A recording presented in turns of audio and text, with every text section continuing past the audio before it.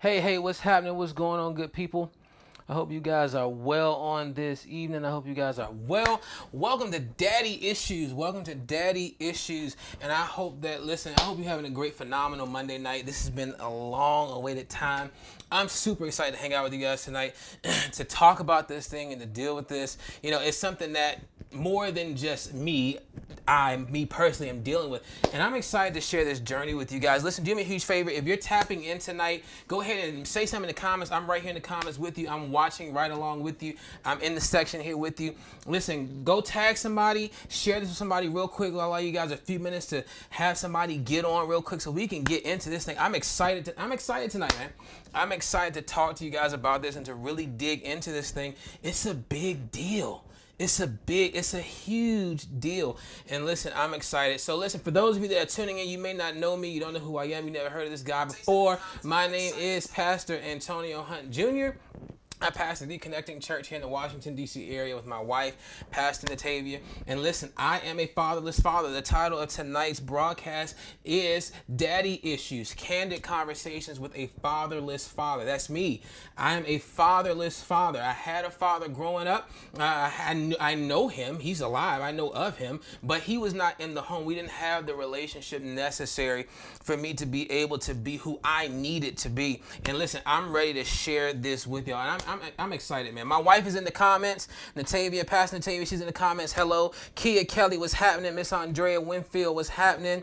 Thank you so much for joining. My cousin Jessica Trim is in the building. Listen, if you're in there, just go ahead and say hello to me. Throw some emojis on the screen if y'all are excited. I'm excited. This is not the normal type of broadcast that you would expect from us. This is not church. This is not a church broadcast.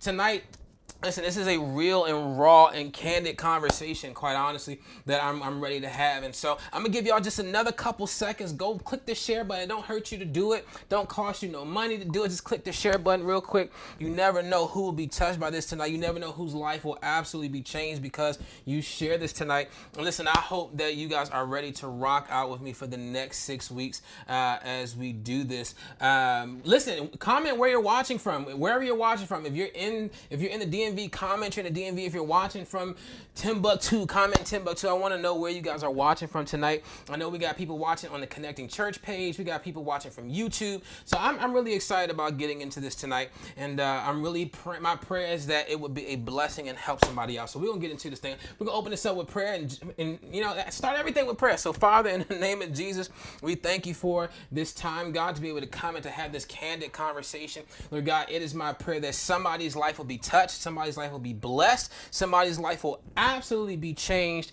in Jesus' name. Amen and amen. All right. So let's go and get this thing rocking, guys. Listen, again, y'all know who I am. And I just want to start this by saying this is a disclaimer, disclosure, whatever you want to say. My Facebook page is wide open, right? Anybody can find me. Anybody can look me up. So at any given point, at any given moment, my father could potentially pop in this broadcast. That could happen. And guess what? That's perfectly fine. That's perfectly okay. I'm okay with that. You know, a lot of times what happens, especially when traumas and things like this happen in our lives, the people who cause the trauma tend to want you to not share the story because of the characters that are in it. Right? They don't want you to share your story because of the characters that are in it, but they don't realize that you're the main character. Like, I'm the main character of my story. And so now, you know, it's at any given moment, he could pop in, anybody from family could pop in, and that's totally fine. That's okay. This is not a bash session for me. I am totally free. I'm totally bitter free. I'm not bitter anymore. I'm not angry. I'm not upset. I have forgiven. I'm good. And so, you know, anything that I say here tonight and over the next 6 weeks, I'm telling you, is going to be real. It's going to be true. It's going to be raw. I'm very giving with my testimony of who I am in hopes that it'll set somebody else free. Listen, if you know a single mom right now, tag her, get her in the room. If you know a single dad, tag him, get him in the room. Listen, this does not just stop at dads. If you know of a young girl or a young boy that went through mommy issues, the same as daddy issues, tag them. Get them in the game. You never know. You never know where it's going to be and who's going to help. All right. So let's get some background here. We got Waldorf in the building tonight. My grandmother from Chicago is watching tonight. We got Clinton in the building. We got a lot of people tonight, and so I'm excited about this. Let's go back to how this started. So sometime last year, my wife and I, right before the pandemic really began, we started a show called The Faith Side. And it was really just detailing a lot of things about our life and our life of faith, how we believe, how we raise our kids. We really gave an inside look at what we do and how we do it. And so, it was wide open. It was wide open for any and everybody to see and to be able to gain some type of information from our testimony. And in that, I knew that I wanted to talk about fatherlessness. I wanted to deal with that because that's a part of my story. That's a part of who I am. The reason why I am who I am today and the reason why I'm doing the things that I'm doing is because of what I went through. Apostle Liberty is in the building. Thank you so much for tuning in. I am who I am because of what I went through. And so listen, if you got a notepad, get you a notepad tonight. I'm telling you, you want to take notes. This is an informative session to be able to help you break through and to break out of what you're going through, to break through all the stuff. Man, this is real life stuff. And so, I said, you know what? I want to talk about fatherlessness. And I thought at that point that I was good. I'm healed from it. I'm okay. I'm great. I'm good. It took me an entire year, almost a year to this day, to circle around again and to go through all the emotions, to go through all the feelings, to go through all the hurt, to go through all the trauma all over again, just to be here now. Now I'm completely free. I'm absolutely completely free. I thought that in my teenage years, I was good. I was done dealing with it then. I was good. I was delivered from it. I had not dealt with this thing as an adult. And so many times, we grow up with childhood traumas that never get dealt with, and we sweep them under the rug and we become adults. And then we never realize, man, I didn't deal with that. And so something comes up and something comes back around. And so I started talking to my mother about this and what I was thinking and about what was going on. And it began to bring up a whole flurry of emotions all over again. I'm thinking that I'm delivered. I'm thinking that I'm healed from this trauma, but I really wasn't. And so now I sit here today as a completely whole and healed human being from the traumas of father issues. And listen, I'm not the only one. I'm not the only one. There were things that triggered me. Thank you. My wife said triggers. There were different triggers for me that absolutely had me crying and in tears. I mean, I'd be in the middle of the grocery store and just burst out crying, having to relive all of this stuff all over again. But I knew it was for a greater purpose. I knew that I was on the cusp of my deliverance and my breakthrough from this thing. Like, I was right there. But I knew that somebody else needed to hear this. There was a single mom out there that needed to hear this conversation so she knows how to deal with her son, raising a son and to be a man, and she's a woman. Like, there was a single mom that needed to know these things. There's a dad out there right now that's not performing as a dad should. He needs to hear this to be able to do what he needs to do. He can hear how I grew. He can hear my experience of what I went through so that he can see, man, this is going to be a detriment to my kid if I don't step up and do what I need to do.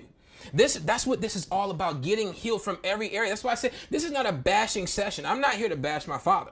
I'm not here to talk bad about him while there are some bad things. Hey, it is what it is. It's over and done with now. I'm a better man because of it, all right? Let's look at some statistics real quick. Like, it's really alarming how many people live without a father in the home. And so you can Google search this information. This says there is a father absence crisis in America. According to the U.S. Census Bureau, 18.3 million children, 1 in 4 children, live without a biological step or adoptive father in the home. 18.3 million. Now imagine if each one of those 18.3 million had 2 kids or 3 kids and they did not break the cycle or reverse the curse of fatherlessness. How many more generations are being produced of fatherless children? But I decided that, you know what, despite anything that I go through, I don't care what happens, I don't care what takes place, my children will not be a statistic, they will not be a number. And so now, while this is saying 1 in every 4, my household has already broken that because we have 5 kids. So all 5 of my children, they have their daddy, and I refuse to do nothing less because of what I went through. I remember growing up as a kid, and my mom, she would always tell me, listen, everything that you've gone through, like everything that you've been through, you better make sure that you never do this to your kids because you know how it feels. And so for me, my desire as a kid, I remember it was probably about fifth grade. We had a class project to do about what we wanted to be when we grew up. And I wanted to be a husband and a father. Why? Because that's what I did not have that. I didn't see a husband in the house. I didn't see that love. I didn't see that taking place. I didn't see a father. I didn't have those feelings and those emotions. I didn't have that. And so because that was what I knew that my assignment and my purpose was. My assignment and my purpose in life was to be a husband and a father. Because I had to change a generation. I had to go and correct the things that had been done that were wrong. And so listen, statistics also say that if I show y'all a picture of my kids, y'all are more likely to listen to me and to pay attention for the next few minutes. So listen, these are the people that I do it for right here. These are the people I do it for. These are the 5 Hunt kids that I do it for. Haley, Eris, Harley, Hamaya, and Halea. Yes, the H clan. Those are the people that I do it for right there. I love those people with all my heart, absolutely, with everything within me. Those are the people that I do it for on a daily and a consistent basis. And you know, God blessed me so much. He didn't give me just one baby. He gave me 5, Lord Jesus. And the reason why I have 5 is because of this other person that I do it for, my fine wife. Oh my God. Jesus, thank you for the wife. Listen, I'm so thankful for my wife. And I thank my wife all the time because she did this for me. She gave me something that I did not have, the opportunity to experience a relationship of a father and children, more importantly for me, a father and a son, because I didn't have that. And so for me, you know, we struck out with 2 girls first. And I didn't think there was a boy up in there. But I'm thankful to God that a boy showed up the 3rd time around. And, you know, I was able to have that opportunity to finally experience what a father and son relationship was like.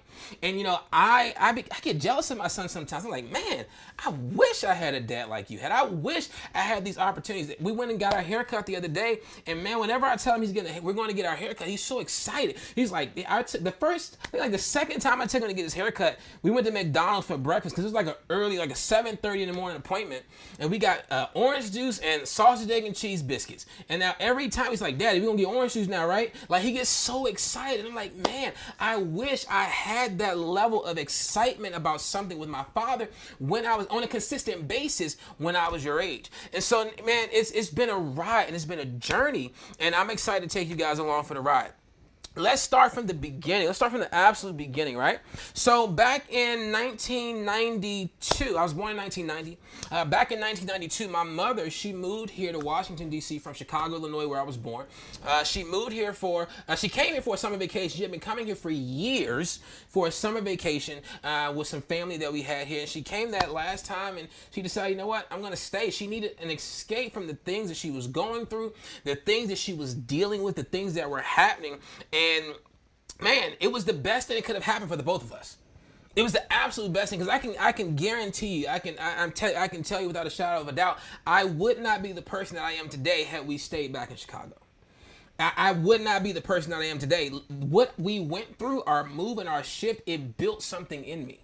It built something in me. Listen, if you're taking notes, write this down. What you deal with in life is only a setup for your destiny. Right? The things that you're dealing with, the things that you go through, it's only a setup for your destiny. Some of the moves and the shifts that you make or that happen, that occur, everybody's not going to like it. Everybody's not going to be happy about it. But it's essential for your destiny. It's essential for your purpose and what you're called to do. I would not be the man that I am today. I promise you I wouldn't be. And so, you know, I'm born in Chicago, 1990. We moved here in 1992. I'm the only child of my mother, but on my father's side, I'm the oldest child of 10 kids. I'm the oldest of 10 kids. And I don't necessarily have a relationship with really any of them. I may talk to a few of them here and there through social media, maybe some phone contact, but we really don't have a relationship. But think about how now there are 10 other children that are now going down this path of fatherlessness.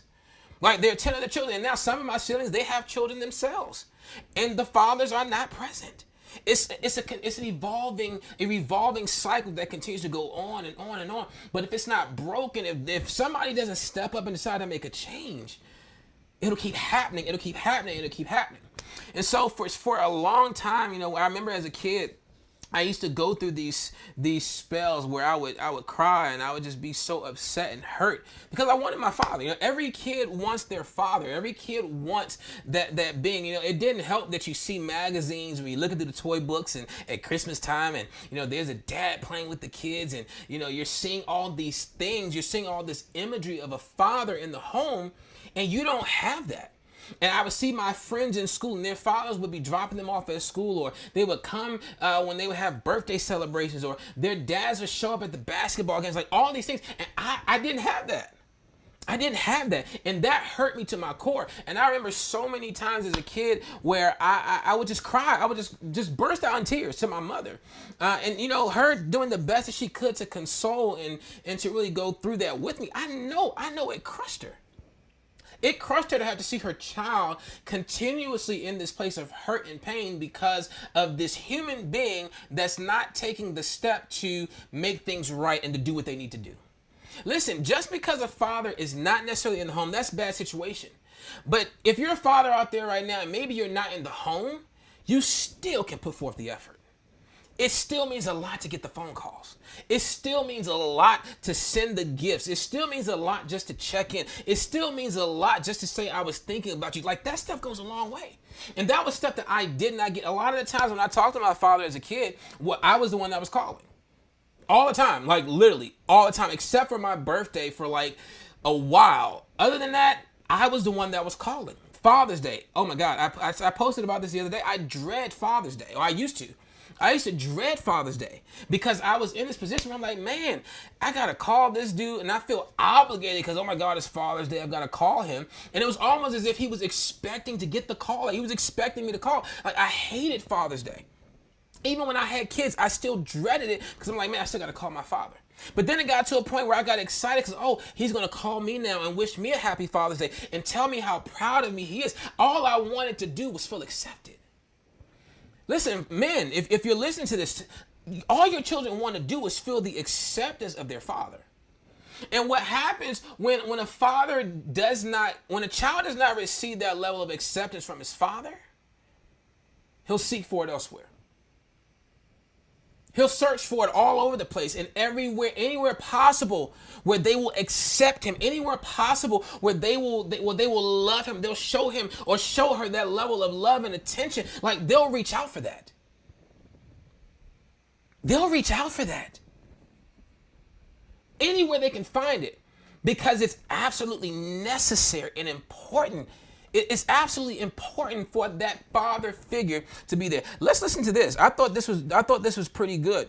It says truancy and poor academic performance. 71% of high school dropouts are fatherless. Fatherless children have more trouble academically. Do y'all hear that? Fatherless children have more trouble academically, scoring poorly on tests of reading, mathematics, and thinking skills. Children from father-absent homes are more likely to play truant from school, more likely to be excluded from academic activities. I know for a fact that was me. I know for a fact. Listen, my mother did the best that she could, but there was only but so much that she could do. There was only but so much that she could do. I guarantee you, if I had a father that was there, that was on my behind, that would be there and really, really digging into me and loving me through it and coaching me through it, man, if I had that, oh man, I would absolutely it would have been totally different throughout my entire school years. The first time that I made the honor roll in high school was in 11th grade. And that's because I found this club, mock trial. I got to be a fake lawyer. I found mock trial and I loved it so much and I had to keep my grades up in order to do it. That was the first time that I made the honor roll since probably middle school. But I didn't have anybody that was pouring into me until I met that coach for the mock trial team that was on me because in order for me to do what I needed to do, I had to keep my grades up. But guess what? The motivation was based off me being used. If I was great at what I did on the team. I was great at what I did on the team. And if I didn't perform, if I didn't do what I needed to do for him and for the team, then we wouldn't make it. We wouldn't look good. And so now the way that I equated love and care from a man was by being used. I'll do what I got to do because you need me. I equated the affection or attention from a man to being used. How can I be used? And so now, what do you think happens to a kid over time? And that's all they get is when they need something, or they're only being pushed when something is being pulled out of them, or when they need something. What do you think happens to a kid's mental state? And so now, listen, all this time over the years of growing up in school and going through these issues with my father, I got to a place where I didn't really want much to do with men. I didn't really care. Like, if I can't have the one that I want, I don't want any of them. That's kind of how I started to feel. And I remember in fourth grade, man. In fourth grade, I wrote a letter to my teacher, Miss King. I remember Miss King. In fourth grade, before we left for dismissal that day, I wrote a letter and I told her that I wanted to kill myself. I didn't want to live anymore because I did not have the person that I wanted. The person that I wanted didn't seem to want me. Like, you gotta understand, when I would call my father, it would have to be 911 for him to return the call. If that. If we had to even return a call then. It had to be 911. My father never came to visit me in Washington, D.C. until I graduated from sixth grade. I was 12 years old. I had been here for 10 years. He had never come. My grandparents on my father's side, my grandma, my papa, they came. They visited. They came to see me. They came to hang out with me for about a week, and I loved it. But for 10 years, he never showed up. He never came. He never got here. And for the entire 30 years that I've been alive and here, he's only been here twice. Twice. And so I said, you know what? I don't want to do this no more. The mental capacity of a child without their father gets stretched. Children without fathers in the home, are more likely to have issues with suicide. Because they don't get that nurture and that love. They don't get that care from a father that we desperately need. I needed that. I needed to feel like I was wanted. I needed to feel like I was loved. I knew my mother loved me. I knew that. But I'm a boy. I want my daddy. I want to go. My mother was taking me to the basketball court to play ball. My mother was taking me out to the field to play baseball and then play catch. Like, my mother was doing that. My mother was wrestling with me. My mother, like, as a kid, like, I was a very timid kid. I was a very sensitive kid. But my mother, she had to try to find a way to toughen me up. I used to get into fights in the neighborhood, and I took some L's. I took some L's as a kid. See me now, though. That was a kid, okay? See me now. We can square wherever. I'm joking, but no, see me now. I didn't. She had to do the best that she could. I didn't have nobody to roughhouse with. I didn't have that in the home. I didn't have that. Now, thankfully, we started attending a church where I had mentors that were able to love on me and able to, show me that affection, show me that attention. But at the same time, even through the love of my mentors, and I credit a lot of my mentors with who I am today. Mr. Carlos, Mr. Miles, Mr. Dave Surratt, Jay Cameron, Mr. Glenn Brooks, Mr. Rivion Johnson, Deron Cloud. Like, all those men were absolutely pivotal to my life. Like, had I not had them, had God not sent some type of intervention with them, I would be nowhere near who I am today. I promise you, I would not be who I am today. I needed that intervention. But here's the thing that happened, right? Although I was getting the love and the affection and the attention from them, when I met them, it was in moments where my mother needed help with me because I was going through.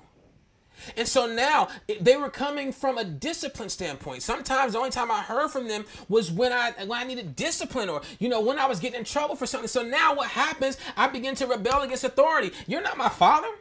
Like, well, I don't need to listen to you, or the only time I get attention from a male now is because I'm in trouble. Only reason why a man coming up to my school now is to talk to my teachers because I'm getting into stuff and I'm getting in trouble. Y'all see this, like, snowball effect? Like, this thing is real. This is real. I remember I was playing basketball. I was on the 10 and under team, 11 and under. And man, I remember one day me and the coach got into it. I've never told my mother this story, so Mom, I'm sorry in advance for the language that I use as an 11-year-old. But the coach, we got into it somehow, and I said, "You're not my effing father." And he was like, "I don't want to be your effing father." And I'm like, "All right, then, fine." And I was like, "Okay, you ain't my father." And I began to start this thought process that if I can't have the one that I want, I don't need nobody else. And it's around that time where I'm writing these notes and I'm suicidal. I don't want to live. I don't want to be here anymore. And I ended up in the psych ward on suicide watch at Children's Hospital in DC. And this is absolutely 100% true. This is not something that's made up for clickbait or just to get people to watch. Like, it's absolutely 100% true. I was there for a few days. And it wasn't until I heard the voice of my father. It wasn't until I heard the voice of my daddy that I was excited. It's like, yes, I feel like I'm back alive again. But man, I was sitting in that hospital taking medication. I was sitting in a hospital where I couldn't be in the bathroom with the door closed to take a shower because I was afraid I was going to hang myself. I was in a hospital eating them dry, nasty, powdered eggs and Aunt Jemima French toast. I was in a hospital. I was away from my mother. I got to go home to my mother on the weekend, and we got to hang out and kind of get readjusted to life and all that stuff. I had to go to therapy for a while as a kid because of all that I went through. What my father never realized, even to this very day, I'm gonna share some things about a conversation that I had with him last year. Even to this very day, what he doesn't realize is all the stuff that he knocked over the moment he left out. The moment that he decided I'm not going to show up. The moment that he decided I'm not going to be present. The moment that he decided I'm not going to call. The moment that he decided to do the things that he did and to go the way that he went about it. The moment that he did that, he knocked a whole bunch of stuff down on the way out. And for years, I dealt with that stuff. And it was hard. It was hard as I don't know what to get through. But I'm thankful for the grace of God and my mother that helped to pull me through. My mother and my mentors. Although, I rebelled and, I had those issues that I had with them, man, my mentors, they pulled me through. They pulled me through. And it was absolutely necessary. It was absolutely needed for me to get where I am today. Last year, I had a conversation with my father because, and I'm seeing you guys' comments, so keep commenting, keep posting, and I'll definitely be attentive to reading them. Melanie Allen, she said, as a single mother, it's difficult to balance being the nurturer and the disciplinarian. We are not meant to be both. Let me address that real quick, okay? That's so key. And if anybody has anything you want to say or any questions, please post them up, and I'm looking at it, and I will make sure that I get to it. That is such a good point. Such a great point. I believe my mom is on here. Mom, hi. I love you. Thanks for being here. I want you to understand, women are not meant to be disciplinarians. Women are not meant to be hard and harsh. Women are not meant to raise boys. That's not what they're meant to do. Women by nature are nurturers. They're loving, they're caring, they're compassionate, they're very soft and sweet, and they have a fragility to them that men don't have. You gotta have the balance of both.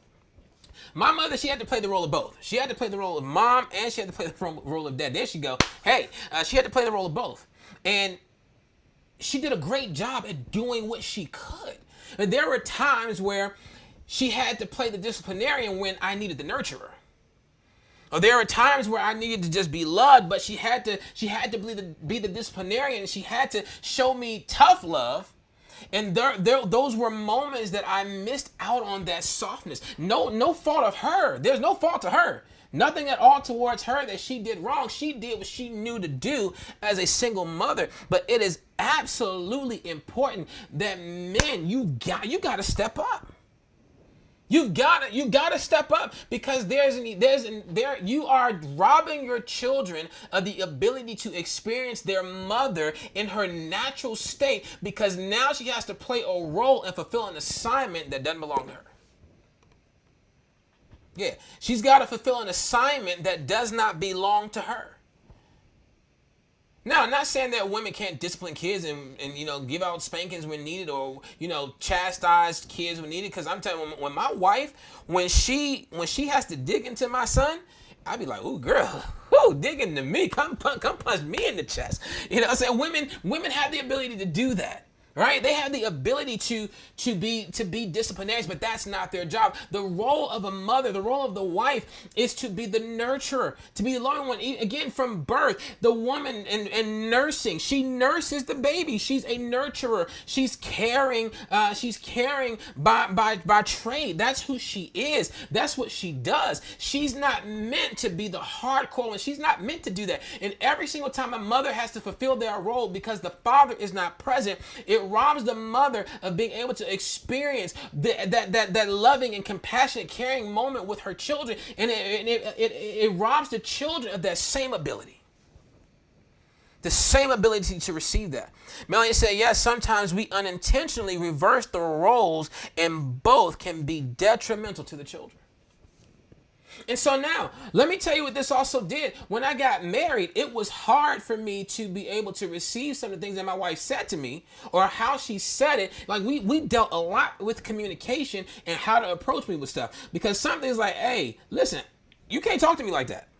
You can't say that. You can't approach me like that. And it took years for us to develop our level of communication that was effective for us and for our marriage because of the fact that, I did not have all of the nurturing aspects from a woman that I needed growing up because my father wasn't there. My mother had to play both roles.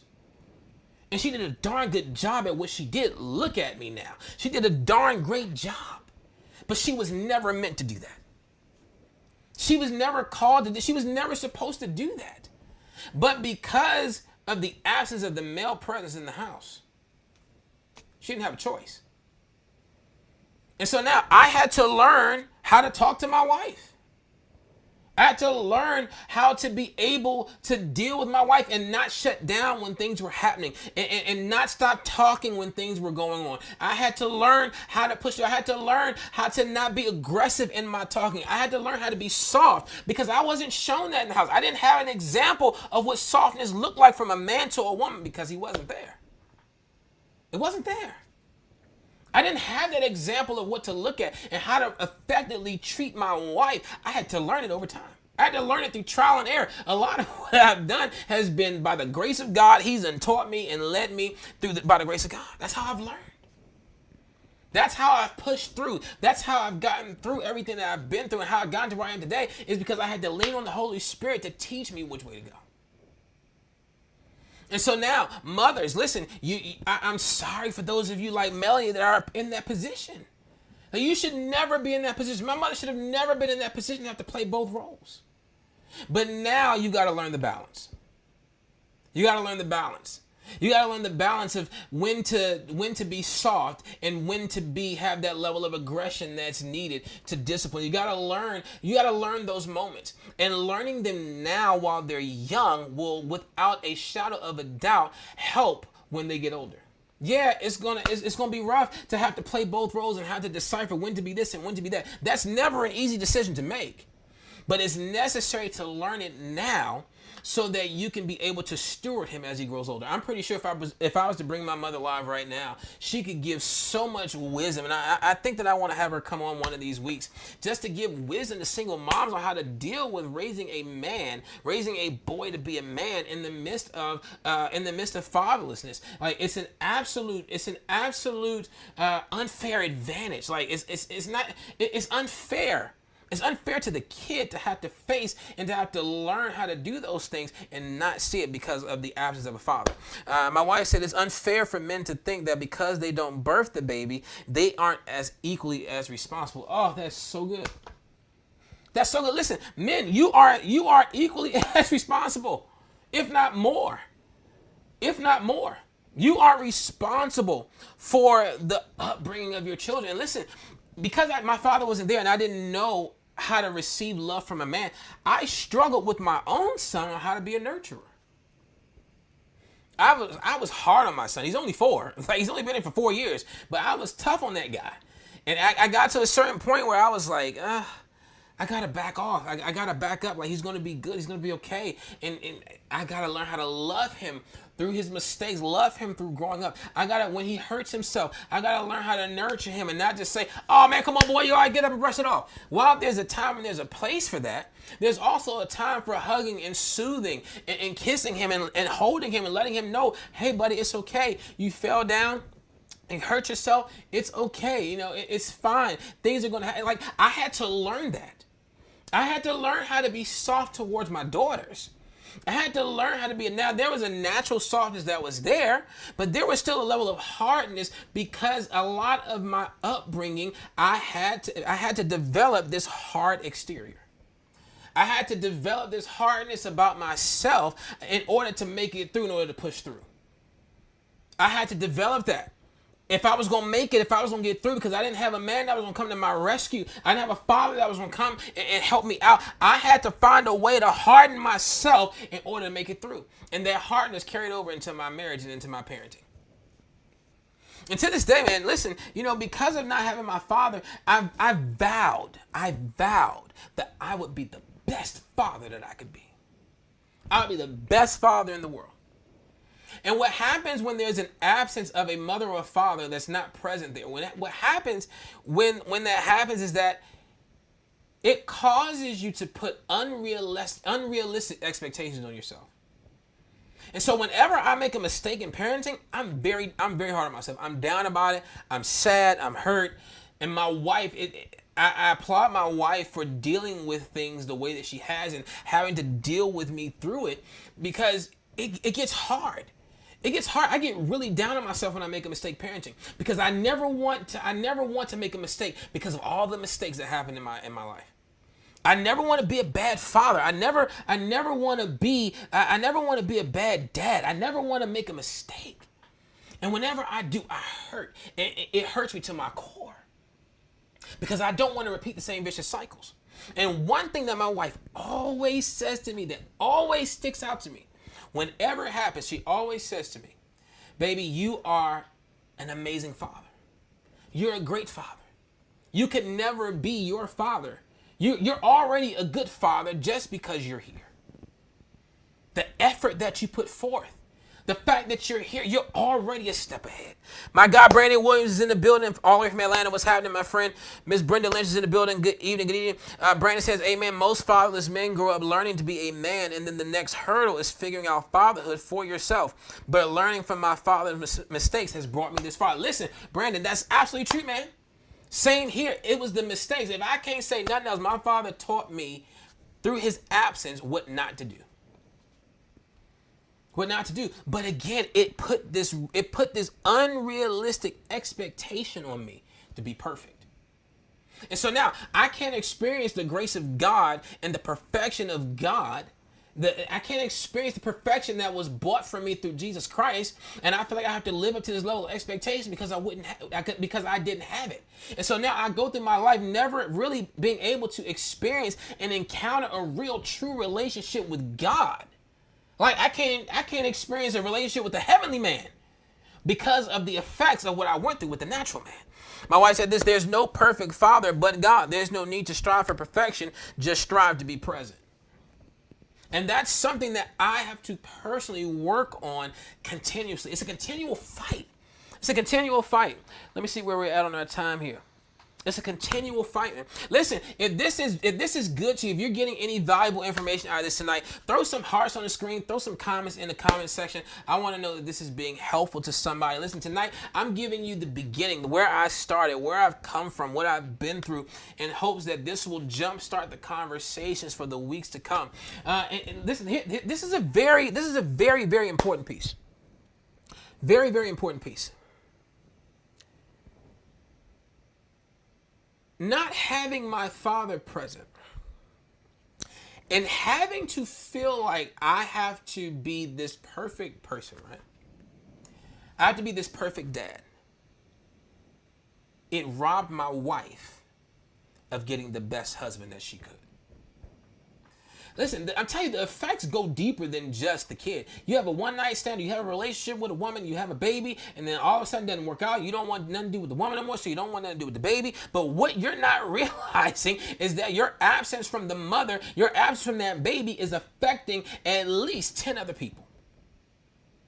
At least 10 other people. My wife has been robbed in certain areas of receiving the best out of it. So now what happened? I've become the greatest father. The greatest father. Because I'm overcompensating for what I did not have. Right? I'm overcompensating for what I did not have. And so now what happened when I overcompensated for what I didn't have? I became the greatest father, but I became a lousy husband. I became a great father in the process, but I became a lousy husband in the process too. I wasn't able to effectively give my wife the attention that she needed because I would give all my attention to the kids. When I would get home, I would come home late and we'd roughhouse and we'd play all in the floor, having a good old time and tossing everybody around, and we doing all types of fun stuff. And they're worn out. They go to bed. We stay up till 11, 12, 1, 2 o'clock in the morning playing and doing all this stuff. And then I get home, I get to my wife, and I have nothing left for her. Because I got to make sure I'm there. I got to make sure I'm the best daddy. I got to make sure that I'm giving my kids my all. And I gave them my all, and I left my wife wanting more. I left my wife in this position of needing more because I was overcompensating. I was subtracting what belonged to her to give to my kids because of what I didn't have. Time after time after time, this happened. Night after night after night, this happened where I'm leaving my wife and she's struggling. That's my best friend. I'm her best friend. She's my best friend, but she's not able to get what she needs out of me because of my daddy issues. It's a domino effect. Brandon said this, Pastor, what do you do when your father wants to be a part of your life, but afraid of his constant toxic traits and in and out habits? You fear to take your kids through the same trauma you dealt with at their age. Man, what do? You have to, my mother used to say this to me all the time when I was a kid, and I hated it so much because I'm like, it left me wondering, woman, what does this mean? I understand it now, but she would always say, see what you see and know what you know. See what you see, know what you know. You know your father. You know the things that have happened. You know the things that you went through. And if those are things that are still present today, right now, in this present day and time, those things are still present, then you have to evaluate your mental capacity and your mental healthness to deal with that. Okay, you got to evaluate, is this something that I want to go through? And if you can honestly say, no, I can't go through that. I don't want to go through that. I don't put my children through that. Then you have to make the decision that's best for you, man. You got to make the decision that's best for you. It can't be what your father thinks. It can't be what he wants. It can't be what he may want to have the relationship, but you understand the toxicity of that relationship. You have to see what you see, know what you know, and you got to do what's best for you and your kids. To this day, my children have maybe talked to my father, and probably only 3 out of 5 have talked to him on FaceTime or through Facebook Messenger video chat maybe 2 or 3 times out of their entire lives. They've never seen him in person. They've never met him in person. None of that. He doesn't call them on their birthdays. He doesn't send gifts for Christmas. Not that I'm concerned about him sending a gift or anything like that, but I mean, there's no grandfatherly duties. There's no shift or change from him as a father to him being a grandfather, at least not to my kids. There's no shift in that. There's no change. And so I have not been in a rush to get my kids up to Chicago to meet him or his side of the family. If my kids grow up and they never know their grandfather, I personally had to become okay with that. I had to become okay with it. Maybe he may have sent something for one kid. I think our first child, Eris, maybe when she was born. Maybe. I say maybe because it's a strong possibility it didn't happen. I don't recall. But there was no shift. There was no change from father to being a grandfather. And if you see that the same stuff is happening, there is no need for you to integrate your children into that because you want your children to grow higher. If my children never have to experience that, I'm good. They don't get it from me, so I'm not going to put them in a position to get it from somebody else. And so now you have to develop that resolve within you that it's okay. As a father, man, you are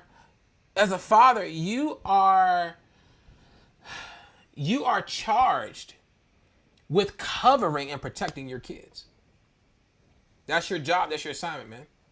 And so you, as a father, had to make that determining factor. Am I going to willingly input my children into this type of situation? Just because you grew up like that doesn't mean that your children have to grow up like that as well. I remember this was probably about 2 or 3 months ago. We were out late, and we live in the most non-African American county ever. When we go to Walmart and we see other African Americans that look like us, other brown people, it's like a family reunion. You know, it's almost like dapping each other up pre-COVID. Like, what's up, cousin? You know, this type of county we live in. We don't have crime in our county. It's very rare that something happens here. Like, the most traumatic thing that's happened was somebody robbed 7-Eleven with a BB gun and sat outside in their truck afterwards, and that was the end of that. And so our kids, they're growing up differently than the way that my wife and I did. I grew up in Seat Pleasant, Maryland. You know, I grew up in Capitol Heights. I grew up in Landover. I grew up in areas where crime was prevalent, where crime was popping. You know, I grew up around those different things. My kids weren't used to that. So we stopped and got gas in a rougher part of an area a few months back, and when we pulled up, there was a guy that was kind of walking around. He was being rather belligerent, and you know, he wasn't all the way there. He was on something. Something wasn't all the way there. And we put it to the gas station. My wife was like, maybe we should go somewhere else. I'm like, I'm thinking like, man, we got to go all the way down to the gas station. We can get right back on the Beltway. We can go home. And then the cop showed up at the gas station. I'm like, oh, 5-0, we safe, we good, like cool beans, we're good now. So like, nah, baby, the cops have showed up, we're good. And my wife is she's uneasy about this. I get out the car and I go in the gas station. And while I'm walking, the guy asks me, hey, do you have any change? Do you have any money? And I'm like, nah, man, I don't have anything. You know, I'm good. You know, we're all good. I go in the gas station, and the cop comes into the gas station, and apparently the gas station attendant had called the cops on this guy to get him to be removed because he was trespassing. So the cops and this guy, they're going back and forth about it outside. My kids are kind of getting a little frantic because they're not used to this level of confrontation at all. They don't see this at all. You know, you go to a gas station out here, there's generally nobody hanging out outside, nobody standing out asking you got change, none of that. It's none of that. So they're not used to this. And so the cop is telling the guy to leave, and the guy starts moving towards our car. And my wife, she's getting a little scared because the guy looks at her, and then there are the kids that are there, and you know, him and the cop are still getting into it. And in that moment, I wasn't understanding that my kids have never experienced this type of stuff before. Like, they've never gone through this. So they're afraid. You know, us as kids, like, oh, they go to police, or oh, what's about to happen? Like, you know, we would have been hyped, you know, at what was going on. It would have seemed normal to us because I grew up in it. We've been through that. But for my kids and my wife, who's been removed from that for years now, it was a moment of fear. And so I get back to the car, and my kids, they're like crying, and they're like, oh my God, we're so afraid and we're scared. I'm like, why y'all scared? Like, this is normal. Like, this is just the hood. This is what happens in the hood. Like, it's okay. And my wife had to tell me, she said, listen, what if something would have escalated? What if something would have happened between that cop and that guy, and the cop would have shot the guy? Our kids would have had to see that. What would have happened if, you know, what would have happened if he would have tried to come and try to get into the car? You're only thinking about the fact that it's normal and that, you know, this is what we grew up around. Our kids haven't grown up around this. What's my reason for sharing that story, Brandon? Listen, your kids didn't grow up with it. So while it may seem normal to you and you're used to it, you're used to the toxicity, you're used to the issues, you're used to the problems, you understand the lies, you understand all the stuff, it ain't the same for your kids because they have a different example in you. It's going to be foreign to your kids. It's going to be a place of discomfort for your kids because the man that they know don't act like that. The man that they see, he doesn't talk like that. The man that they know, he doesn't perform like that. He doesn't act like that. And so, man, the best thing for you to do is to see what you see, know what you know, pray about it. Hey, ask God how to facilitate that. And take God your real and true feelings and be honest with God about it. And don't feel bad because you choose not to allow that relationship to foster. I'm not in the position where I'm ready to allow my kids to have that type of relationship or that level of relationship with my father. And to this very day, my kids don't know what to call him. They'll say, "Daddy, that's your daddy," and like we already got a pop. Mommy's daddy, we already got a pop. We already got a granddaddy. We don't know what to call him. And a lot of times I'm like, well, that's your grandfather. I don't know what to tell them, what to call him, because we don't have that level of relationship or interaction. We don't have it. And so you have to be willing to be steadfast and unmovable in your thought process when it comes to your kids, man. My father, for so many years, he would say, man, you got to give me a third. I'm a junior. He said, you got to give me a third. You got to give me a third. And for so many years, I contemplated changing my last name to Irvin because I did not want to be associated with that man's name. I didn't want his name. I went through so much crap and junk with him. I want to be named after him too. And he played drums and I played drums. Oh my God, like, can I get away from this at all? I contemplated for years changing my name, but I kept it. And he said, man, you got to give me Antonio Hunt III. And I said, that's not going to happen. Nope. That's not going to happen. I want my son to have his own name, his own identity. If my son is named after me, he literally will have to be Antonio Hunt Jr. the second. Like Antonio Hunt Jr. Like, that's the only way I'm doing that. There's no other way I'm doing that. And so, I stood on that no matter what he wanted. Listen, you helped to write a story, but you don't get to decide the ending. Like, you played a major part in how things shifted, how things happened. Why would I give you honorary rights, honorary naming rights to somebody else to carry on some type of legacy? If I can break a general curse and stopping this name here, I'm going to do it. And you got to absolutely be okay with that. My wife said this. She said, my biological father knows my kids and he wasn't active in my life, but the relationship doesn't surpass the relationship that I have with him. That's so good. That's so good. Yes, our kids, they know my wife's biological father. They talk to him on the phone sometimes. They call him granddaddy. They'll talk to him on the phone. They talked to him for Father's Day the other day. I didn't talk to my dad on Father's Day. I didn't call him for his birthday last year after we had like this big blow up. So I think he's still salty about that because I literally haven't heard from him in like a year, which I'm perfectly fine with. But they talked to him on the phone. But their relationship with him doesn't surpass what she has with him. Oh, that's so good, babe. That's so good. And so now, Brandon, like your kids' relationship, it cannot surpass what you have. It cannot. It cannot surpass that until or unless things absolutely change in the area of relationship with your father. Last thing I'm going to share with you guys, and I'm going to let you guys go. If anybody has any other questions, go ahead and put them up. Put them up if you have any questions. I would love to be able to answer some more of your questions. If you have questions about my story, about what I'm sharing, I would love for you to go ahead and just to put it up. But we got a few more minutes here. Listen, so last year, this is one of the toughest things I've ever had to deal with this situation. And next week, we're going to get into the depth and into the nitty gritty of the relationship side of a father and a son, or just a father and children in general, and what that is created to do. But I had this conversation with my father last year because, again, I wanted to do this so much sooner because I know this is a conversation that needs to be had, and I really wanted to do this a couple years ago. But I couldn't because I still wasn't completely free from it yet. I still wasn't whole. I could not have had this conversation last year, right? At all. I was talking to my mother about everything and began to share all this stuff with her, what my feelings were, what my thoughts were. And I decided, you know what?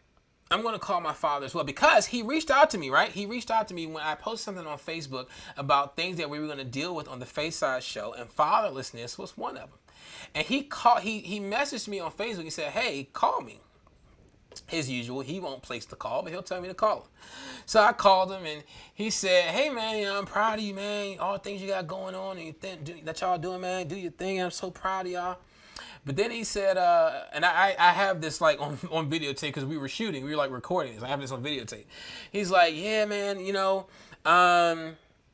you gotta be careful the stuff that you saying, man, out here about not having a father and fatherless and all this stuff, man. You gotta be careful because, man, people will start to think stuff, start to wonder about stuff, and people will start to think this and think that, and I'm sitting there like,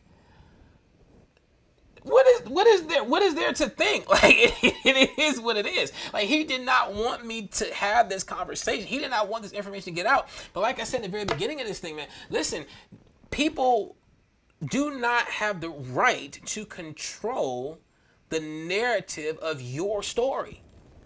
You were a character in my story. And so now it just so happens that your character played a main part in this, and now is about to be talked about and exposed. And so I was talking to my mother, and my mother said something to me that absolutely made me break down in tears. Absolutely made me break down in tears.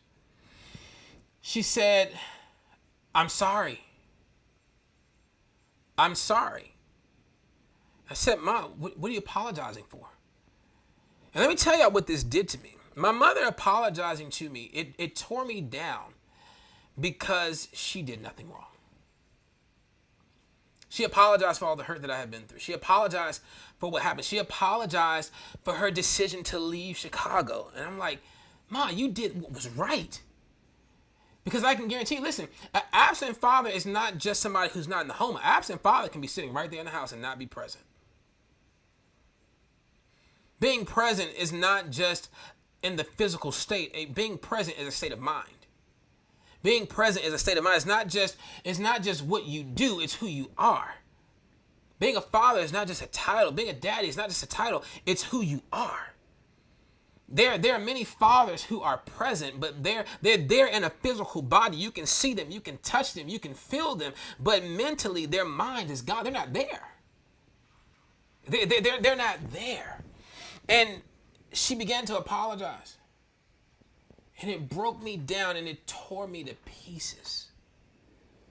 Because when I got on the phone with my father and I began to express him all the hurt, all the pain, all the things that happened, all the things that he did, all the things that happened and that hurt me, he blamed it all on my mother and he never apologized.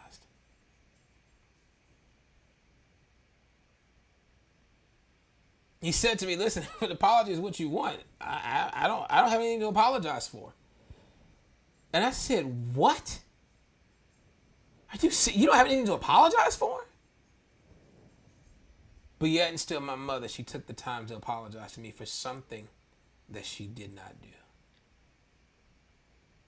Man, that tore me to pieces. Listen, my wife said this: being a father is more than being a provider. Listen, being a father is so much more than giving your money, working. I struggled with that for years. I was working. I was driving Uber constantly, doing everything I could to make ends meet, trying to make money and do all things that I could, thinking that was enough. But my kids were missing their daddy. Yeah, Christmas was good. It was nice. Yeah, birthdays were nice. Yeah, we did this and we did that. We did all these things. We did all these things. But my money wasn't enough. My money wasn't enough. Fathers think that child support. Oh, I pay my payments this month. The court ordered me. Listen, the court ain't gonna never have to order me to do anything for my kids. Never. The courts, if my wife and I, for some reason, in the past, because this would never happen now, in the past had not worked out, whatever the case may have been, she would have had to put me on child support. Because I'm taking care of them kids and her. No matter what. I don't care what happened. My kids would have never had to beg for money from me. But there was more that was needed. Being a father is not just about giving and providing. It's about creating structure. It's about showing love and affection and attention. It's about being a nurturer. But most importantly, being a father is about bringing balance. The scale is tipped when the father is not present. When the father is present, it levels the playing field and it gives and it provides an opportunity for the kid or the kids to be able to experience life on a completely different level. Being a father is so much more than your money. Money fades. Being a father is about your time. Being a father is about the moments where you're able to care for your kids. You can't care for your kids constantly working for overtime. At some point, you got to trust in your Heavenly Father to be able to get you through it. At a certain point in time, you got to be able to trust in God. At some point in time, you got to let go and let God. And be the person that they need you to be. Listen, the only way that I've gotten to where I am today, the only way I've gotten over what I've been through, the only way I've been able to overcome is because I decided to let God be who he needs to be in my life. In spite of all the issues, in spite of all the circumstances, in spite of all the changes, I had to allow God to be God. That's the only reason why I'm here today. Listen, I look forward to digging into this conversation more and more and more over the next 6 weeks. This is only week 1, and I hope that this was good for you. I hope that you got something good out of this. Listen, if you're watching, if you plan on tuning in next week, go ahead and tap the screen. I hope that you'll still share this with somebody. If this information was valuable to you, still share it even now. Somebody will be able to watch it later on. Send it to a single mother you may know. Send it to a single father you may know. Send it to a child that may be hurting or a child that may be going through. Get this over to somebody that will absolutely be able to use this information to help them to grow. Listen, next week we're going to dig in deeper. Like, this is just surface level stuff. We're going to dig into the suicidal thoughts. We're going to dig into the real issues that plagued me as a kid and as a child. And I'm sharing my story. I'm sharing my story, and I'm answering your questions. I love the questions that came in. I love those things. And I love to be, this is something that I want to be extremely interactive. I'm gonna do one of these weeks. I'm planning to allow people to come live with me, so we can dialogue and we can talk live. Like, we'll face-to-face conversations, so I can be able to share whatever wisdom is needed to help you get through and to move past where you are. Listen, man, this has been absolutely phenomenal, awesome. I've loved every single minute of talking about this. I'm so free. I'm free as a bird because I've allowed God to help me get through this. And so now you can be free. Just saying, listen, you don't have to be a kid to still be dealing with daddy issues. You can be 30, 40, 50, 60, 70 years old, still dealing with the effects of that trauma until it is touched and it is uprooted out of you to help you move forward. And that's what we're here for, talking about on daddy issues, all right? Listen, I love y'all so much. I appreciate you guys so much. I hope this has been a blessing to you. And I absolutely look forward to seeing you guys on next Monday night at 8:30. I look forward to seeing y'all. I love y'all.